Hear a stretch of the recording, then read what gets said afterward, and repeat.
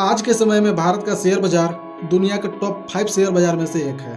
आज भले ही शेयर बाजार का सारा कामकाज बड़े बड़े इमारतों में ढेर सारे कंप्यूटर के जरिए होता है, लेकिन इसकी शुरुआत एक बरगद के पेड़ के नीचे से हुई थी और केवल 6 लोगों ने मिलकर भारत में स्टॉक एक्सचेंज की शुरुआत किया था। इस वीडियो में हम जानने वाले history of Indian stock market, भारतीय शेयर बाजार का इतिहास। भारत में शेयर बाजार की शुरुआत होती है 18वीं सेंचुरी से, जब ईस्ट इंडिया कंपनी ने बॉन्ड और शेयर जारी किया था। अब आता है समय 1850 का दशक, जहां से इंडिया में शेयर बाजार का विस्तार होता है।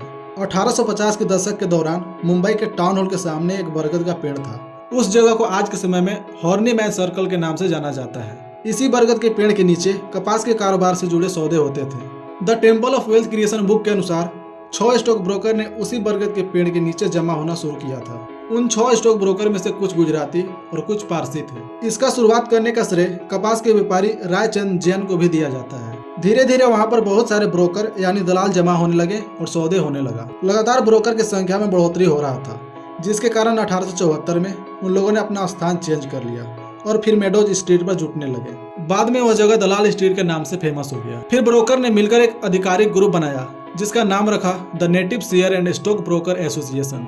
इस एसोसिएशन को बनाने के लिए 318 लोगों ने 1 रुपया का फीस दिया था। जब ये ग्रुप बन गया तब इसमें बहुत सारे ब्रोकर ने शामिल होना शुरू कर दिया।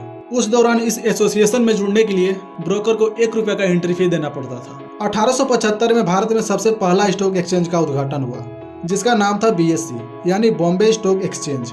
बॉम्बे स्टॉक एक्सचेंज भारत का ही नहीं बल्कि एशिया का सबसे पुराना स्टॉक एक्सचेंज है। BSE के बाद इंडिया में और भी स्टॉक एक्सचेंज आया, जैसे 1894 में अहमदाबाद स्टॉक एक्सचेंज, जहां पर टेक्सटाइल मिलों के शेयर ट्रेड होते थे।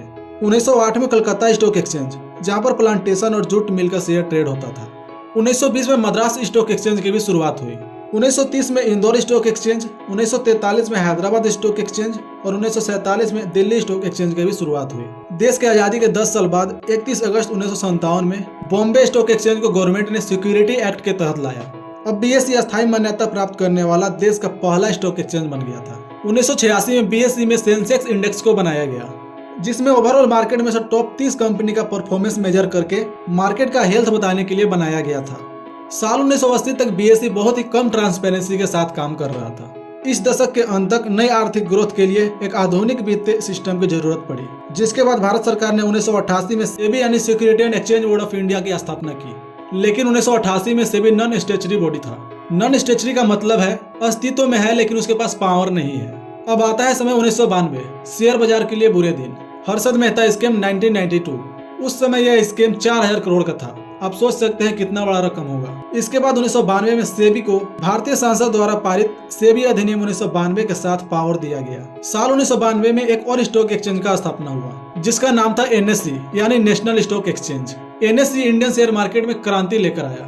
इसका उद्देश्य निवेशकों के लिए शेयर मार्केट में निवेश की प्रक्रिया को और पारदर्शी करना था। NSE ने 1994 में इलेक्ट्रॉनिक स्क्रीन आधारित ट्रेडिंग को पेश करने वाला पहला स्टॉक एक्सचेंज था। इसके बाद 1995 में बॉम्बे स्टॉक एक्सचेंज ने ऑनलाइन ट्रेडिंग शुरू किया। इसने इलेक्ट्रॉनिक फॉर्म में शेयर को होल्ड करने का भी सुविधा दिया। साल 2000 में नेशनल स्टॉक एक्सचेंज ने भी ऑनलाइन ट्रेडिंग का शुरुआत किया, जिसका अर्थ था कि जैसे 1995 से पहले हमें किसी कंपनी का शेयर खरीदने बेचने के लिए स्टॉक एक्सचेंज जाना पड़ता था, अब आप ऑनलाइन किसी भी कंपनी का शेयर बाय सेल कर सकते थे। जो पहले शेयर पेपर के फॉर्म में मिलते थे वो आज आपके डिमेट अकाउंट में इलेक्ट्रॉनिक फॉर्म में जमा रहते हैं। यह था history of Indian share market, एक बरगद के पेड़ के नीचे से लेकर इंटरनेट की इस दुनिया तक। आपको ये वीडियो कैसा लगा कमेंट करके जरूर बताएं और शेयर मार्केट से रिलेटेड वीडियो के लिए चैनल को सब्सक्राइब जरूर करें।